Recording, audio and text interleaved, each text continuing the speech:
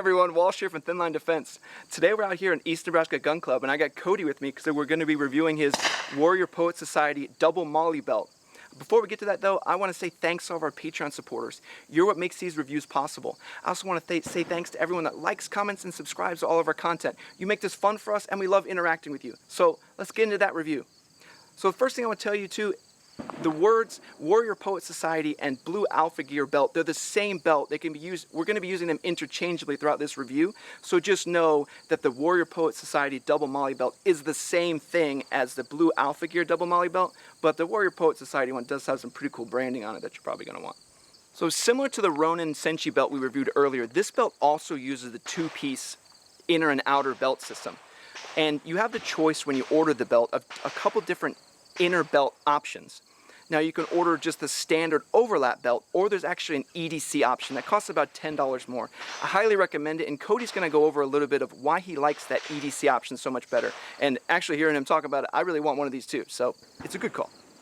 So this is the standard belt that comes with the Warrior Poet edition of the Blue Alpha Gear belt. Obviously, I'm sure you've heard other YouTube videos where they talk about upgrading to the EDC belt. I've switched to this belt. This is my everyday belt, whether I'm carrying or not, and I can kind of explain the difference between this belt and the belt I was using prior. So as you can see, I got some tactical girth. I've since retired from the Air Force. This used to be my everyday belt, everyday carry belt. I used this belt when I was in the Air Force as well. It's Blue Alpha Gear. The only complaint, and this has to do with my tactical girth, so when I had it in the appendix carry configuration, I'd have it canted off on my hip. This little sharp part would jab me in the gut. Not a big deal, still a great belt, but this is why I prefer the everyday carry belt. It's got a plastic buckle. But I do wear the EDC belt every day to work. I'm currently retired from the military, but I'm a mechanic, so not having a metal belt in the front prevents me from rubbing against any of the aircraft skin or anything like that. So I wear this every day, even when I'm armed or unarmed, doesn't matter. So it's always been comfortable. Again, with the tactical girth being an issue, initially when I first got this belt, this Velcro area was razor sharp. And if I didn't tuck my shirt in, kind of got irritating. It's since frayed and is extremely comfortable. So currently I got it in my everyday configuration tightness where I'm unarmed at work. So if I want to adjust, I just loosen it, slide everything over, tighten it back down. Now I'm in my inside the waistband configuration. And if I want to go from inside the waistband configuration to my war belt configuration, I can just pull this off and adjust the belt back to its proper tightness. Alright, so for the Warrior Poet Society edition of the Blue Alpha Gear double Molle belt, as you can see, it's pretty flexible. When you're running the actual things through the Molle, you can kind of flex it out, gives you a little bit more room. I will say that the Molle is a little closer together than your standard Molle system would be, but it does give you a pretty tight hold on everything. What my complaint was with the EDC belt was the Cobra buckle, but I don't have an issue with this one because this is always indexed to the front of my body. It doesn't give me any issues, but it's definitely easy to use even when you have gloves on. So the belt's not as rigid as a standard belt would be, our EDC belt, but once it's mated up with your inner belt, it's as rigid as it needs to be. It moves and with your body, but doesn't shift on your hips. So we'll go over the setup of what I have on my belt here. So first thing on my left side, because I'm a left-handed weirdo, we have the Safariland drop holster. Don't remember the model number, but it's got the hood from my red dot. It's also equipped with the QLS system from Safariland, so any other lefty teammates of mine, we can swap holsters between the few of us that we have.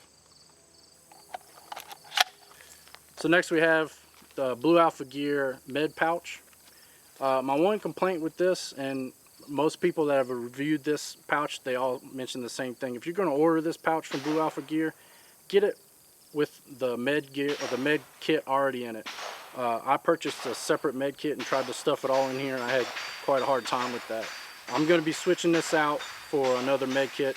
All right, so there was nothing wrong with this med pouch. Obviously it works and it does what its functions to do. I just think this one looks cooler. Obviously I saw it on a video that Walsh did, and like you guys, I'm gonna go out and buy some of that same stuff.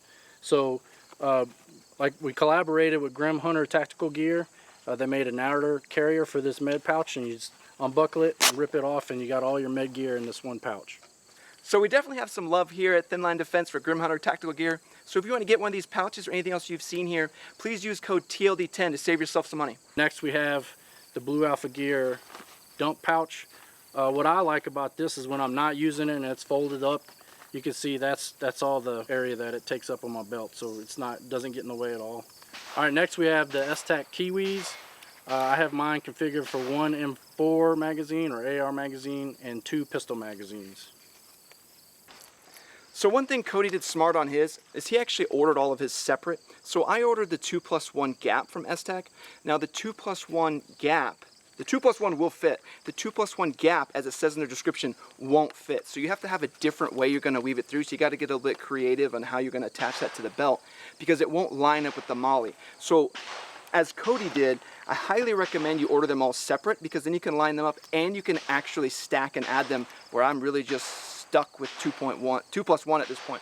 So this is much smarter. Do this. Cody smart. In a go-to-war situation, like Walsh mentioned in an earlier video, you gotta have index it. You can't be in too much of a hurry. But I normally start by indexing it on my hip where I want my gun to be, and I kind of follow the belt around.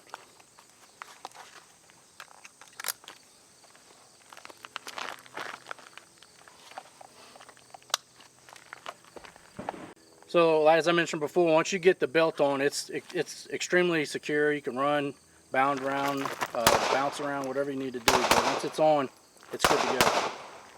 The outer belt also comes in multiple different colors, and you can also get it in a non-Molle option.